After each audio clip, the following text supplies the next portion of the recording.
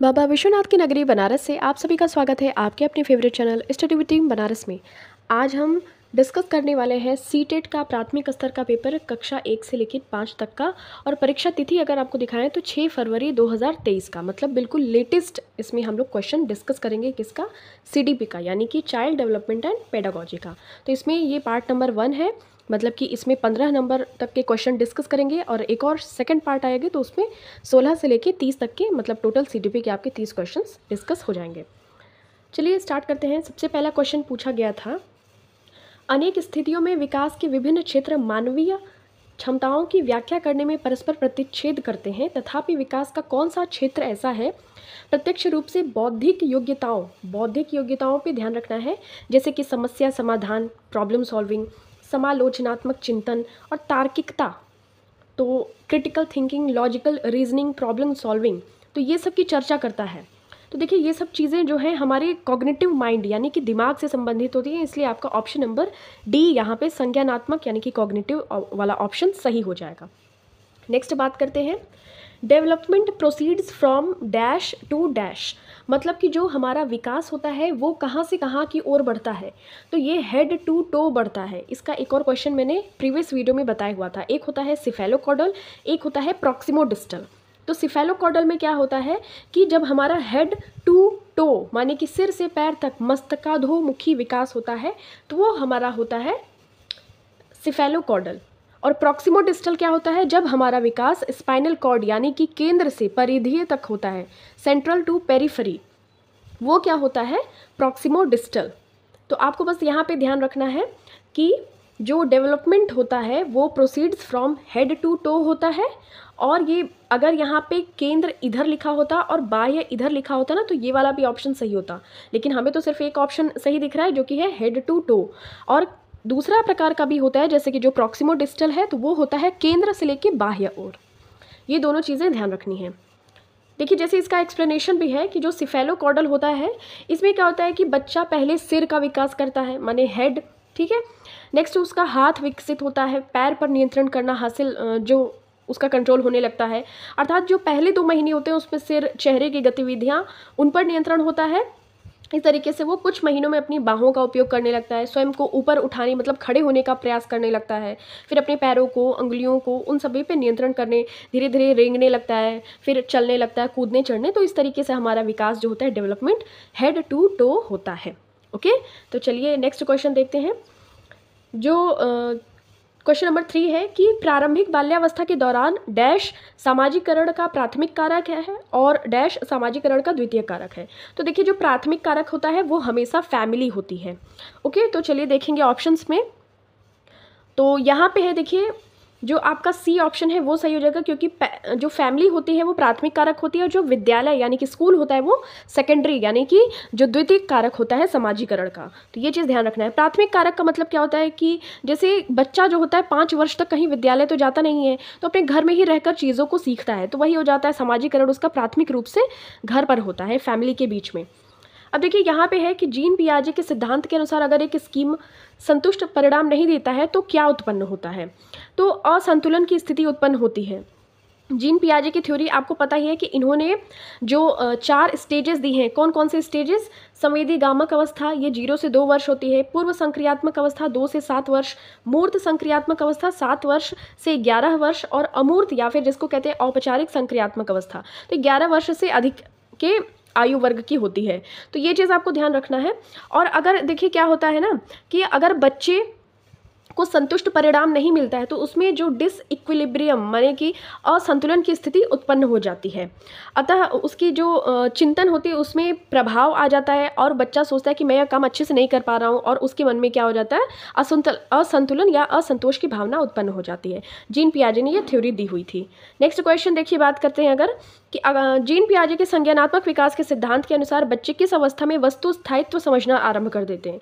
तो देखिए यही चारों ऑप्शंस आपको मिलेंगे और आपको बताना है कि ऐसी कौन सी अवस्था है जिसमें ऑब्जेक्ट परमानेंस मतलब कि जो वस्तु स्थायित्व का गुण है वो आने लगता है। जो सेंसरी मोटर वाला अवस्था है मतलब कि जो पहला अवस्था संवेदी गामक अवस्था में जो वस्तु स्थायित्व का गुण है वो आ जाता है। मतलब इसमें ये बच्चों को समझ विकसित होने लगती है कि वस्तुओं का अस्तित्व तब भी रहता है जब उन्हें उनकी आँखों से या उनकी आँखों से हटाया जाता है या वे वस्तुएं छुई जा सकती हैं।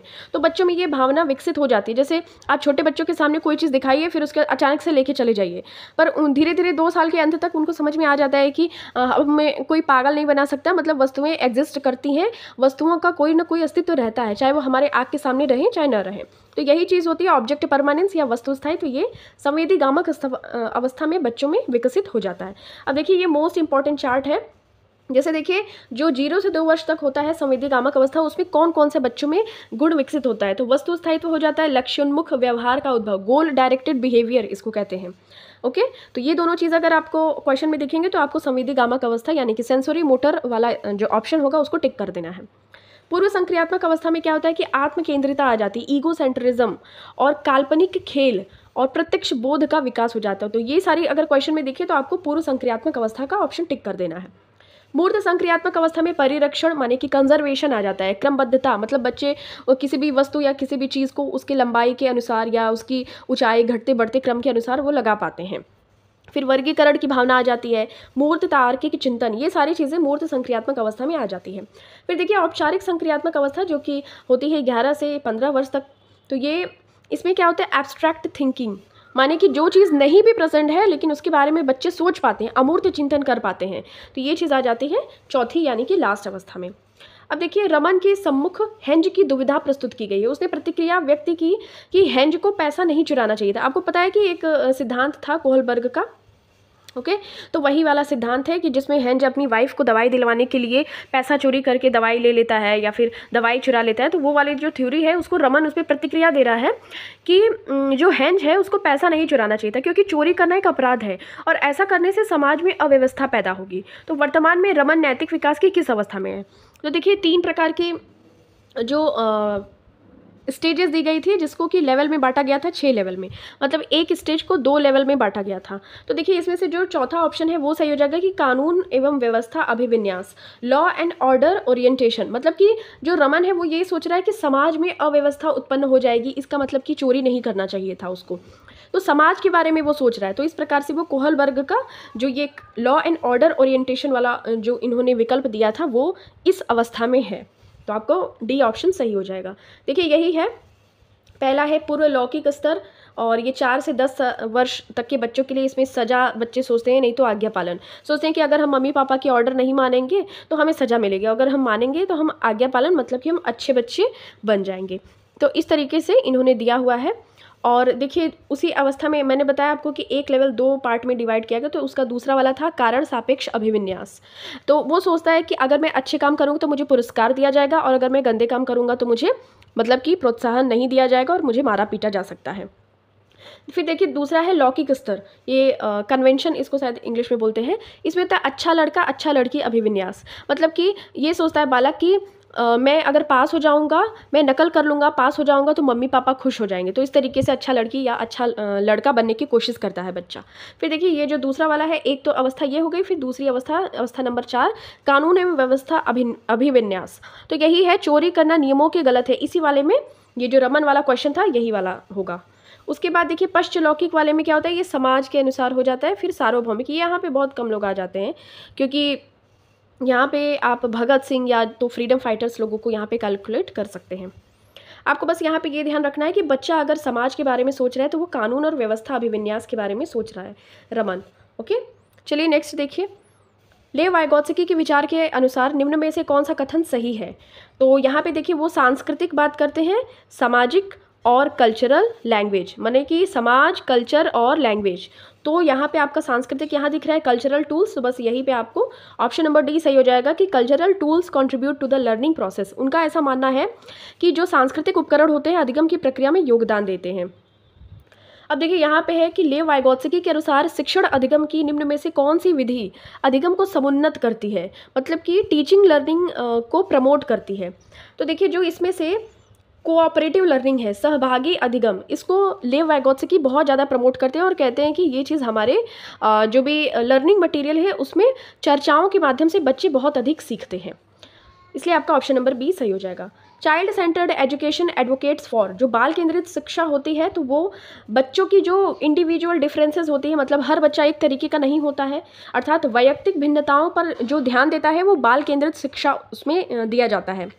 बाल केंद्रित का मतलब ये होता है कि प्रत्येक व्यक्ति की विभिन्नताओं होने के बावजूद भी हर व्यक्ति माने कि हर बालक पर समान रूप से ध्यान केंद्रित करके उसको शिक्षा पहुंचाई जाए। तो इस तरीके से जो कंसिडरेशन ऑफ इंडिविजुअल डिफरेंसेस है वो चाइल्ड सेंटर्ड एजुकेशन एडवोकेट करता है। तो इसलिए आपका ऑप्शन नंबर सी सही हो जाएगा। व्यक्तिगत इसमें शिक्षा बच्चों को प्रदान की जाती है, एक एक बच्चों को ध्यान में रखकर। ठीक है, अब देखिए जो हार्वर्ड गार्डनर की बुद्धि के सिद्धांत के अनुसार बुद्धि क्या है, तो देखिए हार्वर्ड गार्डनर ने मल्टीपल इंटेलिजेंस थ्योरी दी है। तो इन्होंने कहा है कि जो कई प्रकार की बुद्धियां होती हैं, मल्टीपल इंटेलिजेंस, और व्यक्तियों के पास विभिन्न प्रकार की बुद्धि के विभिन्न स्तर भी होते हैं। तो इसलिए आपका ऑप्शन नंबर डी सही हो जाएगा यहाँ पे। ओके, जो हार्वर्ड गार्डनर है इन्होंने मल्टीपल इंटेलिजेंस थ्योरी दी थी और इन्होंने कहा कि हर व्यक्ति के पास एकाकी सत्ता के रूप में इसे नहीं देखा जा सकता। और इन्होंने देखिए एक बुक भी लिखी थी, फ्रेम्स ऑफ माइंड। ये ध्यान रख लेना है, क्या पता ये क्वेश्चन पूछ लिया जाए कि फ्रेम्स ऑफ माइंड किसकी पुस्तक है, तो हार्वर्ड गार्डनर की है। इन्होंने देखिए बहुत प्रकार की बुद्धि दी है, जैसे नेचुरल माने कि नेचुरल इंटेलिजेंस, या फिर जो होता है इंजीनियर्स लोगों के पास जो बुद्धि होती है, अलग अलग प्रकार की बुद्धि, अंतरावैयक्तिक, अंतःवैयक्तिक, बहुत सारे तरीके की बुद्धि इन लोगों ने इन्होंने हार्वर्ड गार्डनर ने प्रस्तुत की है, मल्टीपल इंटेलिजेंस थ्योरी। अब देखिए यहाँ पे है, जैसे देखिए तार्किक या गणितीय बुद्धि, भाषाई बुद्धि, स्थानिक बुद्धि, यही इंजीनियर्स में होती है। वो पहले क्या करते हैं, कागज़ पर किसी भी बिल्डिंग का वो खाका तैयार करते हैं, लेकिन कागज़ पर सोचिए उकेरने के बाद भी वो बिल्डिंग पूरी अच्छे से तैयार कर लेते हैं, तो उनमें स्थानिक बुद्धि होती है। शारीरिक, गतिक, सांगीतिक बुद्धि, पारस्परिक बुद्धि, अंतर्वैयक्तिक, प्रकृतिवादी बुद्धि, अस्तित्ववादी बुद्धि। तो ये कुल 9 प्रकार की बुद्धियों का वर्णन हार्वर्ड गार्डनर ने किया है मल्टीपल इंटेलिजेंस थ्योरी में। अब देखिए यहाँ पे एक अभिकथन ए है और उसका कारण दिया हुआ है, तो आपको क्या बताना है ना, तो यहाँ पे आपको बताना है कि इसमें से कौन सा सही है या फिर दोनों एक दूसरे की व्याख्या करता है कि नहीं। अधिगम का सामाजिक रचनावादी सिद्धांत अधिगम प्रक्रिया को सहज सुगम बनाने के लिए कक्षा में मुद्रित समृद्ध परिवेश के सृजन पर बल देता है। तो ये तो सही लग रहा है कि हाँ, जो सहज सुगम अगर बनाना है तो जो मुद्रित होता है, जो मुद्रा मतलब कि जैसे ये जो अभी मैं आपको पढ़ा रही हूँ ये मुद्रित है, क्योंकि यहाँ पे ये प्रिंटेड मटेरियल है। तो एक तरीके से ये सही है, अगर बच्चों को अच्छे से पढ़ाना है तो उनमें रचनावादी प्रकृति का विकास करना है, तो ये चीज़ सही है। फिर क्या लिखा है, एक तर्क लिखा है, भाषा विकास में विद्यालय के परिवेश की कोई भूमिका नहीं है। देखिए कोई भूमिका नहीं है, तो ये तो बिल्कुल गलत हो गया, मतलब ए सिर्फ सही है। तो ए सिर्फ सही है, इसमें से हो जाएगा A is true but R is false. तो ए सही है लेकिन आर गलत है, क्योंकि जो यहाँ पे लिखा हुआ है कि विद्यालय परिवेश में कोई भूमिका नहीं है, यहीं से गलत हो जा रहा है, तो इसलिए आपका ये जो तर्क है ये गलत है। आपका जो अभिकथन है सही होगा। अब देखिए लड़के बहुत शक्तिशाली और कठोर होते हैं तथा लड़कियां नरम और संवेदनशील होती हैं, थोड़ी सॉफ्ट एंड सेंसिटिव होती हैं, लड़के पावरफुल एंड टफ होते हैं। इस तरह के कथन क्या चीज़ को बढ़ावा देते हैं? देखिए जो इस तरह के कथन होते हैं ना, जेंडर स्टीरियोटाइप्स को बढ़ावा देते हैं, जेंडर रूढ़िवादिता को। अब अगर आप मैरी कॉम को देख लीजिए और किसी नॉर्मल से लड़के को खड़ा कर दीजिए, क्या मैरी कॉम उस लड़के को धो के बिल्कुल उल्टा नहीं कर देंगी? कर देंगी, लेकिन फिर भी क्या होता है कि लड़कियां नरम और संवेदनशील होती हैं, ऐसा माना जाता है। मतलब मोस्ट ऐसा होता भी है मोस्टली, लेकिन इस तरीके से लड़कियों को ट्रेन किया जाता है, इस वजह से भी होती हैं, और प्लस उनका फिजिकल बनावट भी ऐसा होता है, इस वजह से भी होती हैं। लेकिन ऐसा ये चीज़ क्या शो करता है, ये जेंडर स्टीरियोटाइप्स शो करता है। तो इस तरह के कथन जो रूढ़िवादिता होती है वो चीज़ प्रदर्शित करती हैं। तो यहाँ पे आपका ऑप्शन नंबर डी सही हो जाएगा। देखिए महिलाओं से क्या व्यवहार करने की अपेक्षा की जाती है कि उनका व्यवहार सभ्य होना चाहिए, परवाह करने वाला, मतलब केयरिंग नेचर होना चाहिए, बहुत लविंग प्यार भरा वाला होना चाहिए, और पुरुषों को घर का कर्ता धर्ता, मतलब कमाऊ पति या कमाऊ भाई ऐसा माना जाता है। तो इस तरीके से उनके साहसिक कार्यों की अपेक्षा की जाती है। तो ये सारी चीज़ें जेंडर रूढ़िवादिता को दर्शाती है। आजकल आपने देखा होगा यूपीएससी में भी टॉप 4 लड़कियाँ ही मतलब हैं, यूपीपीएससी में भी, और भी बहुत सारे अच्छे बड़े बड़े एग्जाम्स में लड़कियों को अगर मौका मिलता है तो वो लोग भी अच्छे से अपने आप को प्रेजेंट करती हैं। तो ये रूढ़िवादिता खत्म करनी चाहिए। अब देखिए यहाँ पे है कि बच्चों की स्वीकृत अधिगम शैलियों में वैयक्तिक भिन्नताओं को किस प्रकार से संबोधित नहीं किया जाना चाहिए। जो इंडिविजुअल डिफरेंसेस होते हैं तो उनमें ये जो किस तरीके से हमें उन चीज़ को संबोधित नहीं करना चाहिए। तो देखिए यहाँ पे पहला ऑप्शन कह रहा है कि presenting information to them in multiple ways, उन्हें बहुविध तरीके से जानकारियाँ प्रस्तुत करनी चाहिए, ये तो सही है। सेकंड कह रहा है कि giving them chances to act on information in multiple ways. देखिए फिर से बहुविध तरीके अगर जहाँ पे भी आ जाएं तो ये सही हो जाता है, क्योंकि अच्छे हो जाएगा ना अगर आप बच्चों को बहुत सारे तरीक़ों से कोई चीज़ नॉलेज देंगे या सिखाएंगे। फिर यहाँ पे बहुविध तरीके फिर आ गया, तो ये भी सही है। अगर आपको गलत वाला बताना है तो लेबलिंग या फिर सेग्रीगेटिंग नहीं करना चाहिए बच्चों के, मतलब कि बच्चों का ग्रेडिंग कर दे कि तुम इस कैटेगरी के हो या तुम गधे हो तो तुमको वहाँ बैठना चाहिए या तुम पढ़ने में सही नहीं हो, तो इस तरीके से लेबलिंग या बच्चों के ऐसे नहीं करना चाहिए। अब देखिए यहाँ पे क्या है कि assessment should be done mainly to, आकलन करने का मुख्य कारण क्या है, तो यहाँ पे देखिए बी ऑप्शन सही हो जाएगा। कैसे? Identify their strengths and challenges to optimize learning, अधिगम को अनुकूलतम बनाने के लिए विद्यार्थियों की खूबियों और चुनौतियों की पहचान करना ही असेसमेंट यानी कि मूल्यांकन का मुख्य उद्देश्य होता है। क्या आपको भय पैदा करना चाहिए? नहीं। क्या आपको विद्यार्थियों के निष्पादन के अनुसार उन्हें आगे की कक्षा में प्रोन्नत करना या रोक लगाना चाहिए? नहीं। विद्यार्थियों को श्रेणी करना या वरीयता में वर्गीकृत करना, ये तो बिल्कुल भी नहीं करना चाहिए। अभी मैंने आपको ऊपर वाले क्वेश्चन में भी बताया था 13 नंबर के, कि बच्चों को कभी भी लेबलिंग नहीं करनी चाहिए। उनके जो बौद्धिक क्षमता है उसके अनुसार या फिर उनका जैसा इकोनॉमिकली बैकग्राउंड है, माने कि आर्थिक स्थिति खराब हो चाहे अच्छी, उनकी लेबलिंग कभी नहीं करनी चाहिए या उनकी जाति की व्यवस्था के आधार पे। तो इसलिए आपका जो ऑप्शन नंबर बी है वो सही हो जाएगा कि उनका अगर हम स्ट्रेंथ पता लगा पाए, उनके जो चुनौतियों भरे जो भी खूबियाँ हैं विद्यार्थियों में, उसको अनुकूलतम बनाने के उद्देश्य से हमारा असेसमेंट होना चाहिए फोकस। ओके, अब चलिए बात करते हैं नेक्स्ट क्वेश्चन की। ये हमारा लास्ट क्वेश्चन है, क्वेश्चन नंबर 15। इसमें क्या है कि you want to promote critical thinking among your students, आप चाहते हैं कि आपके जो बच्चे हैं उनमें समालोचनात्मक चिंतन को आप प्रमोट करना चाहते हैं। ऐसा करने के लिए आप कौन सी स्किल को बच्चों में इन्हांस करेंगे, तो आप कौन से कौशल का बच्चों में विकसित करेंगे, तो वो सेल्फ रिफ्लेक्शन होगा, माने कि स्वचिंतन या प्रतिबिंबन।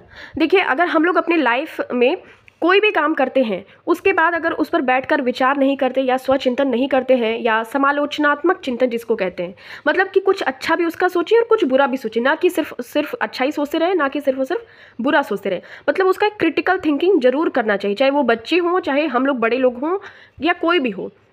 तो इस स्किल को प्रोवाइड करना चाहिए बच्चों में ताकि वो अपना अच्छा और बुरा समझ सके और एनालाइज करे खुद को कि हमारी कैपेसिटी कितनी है, हमारी क्षमता कितनी है कि हम किसी भी काम को किस तरीके से अच्छा और सुचारू रूप से कर सकते हैं।